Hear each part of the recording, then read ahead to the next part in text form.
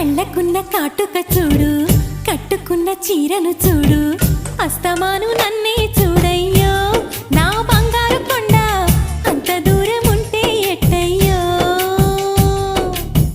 చెవులకున్న దుద్దులు చూసా, ముక్కుకున్న ముక్కెర చూసా, చూడమన్నవన్నీ చూశానే. నా పువ్వుల దండ చూపకుండా ఎన్నో దాచావే.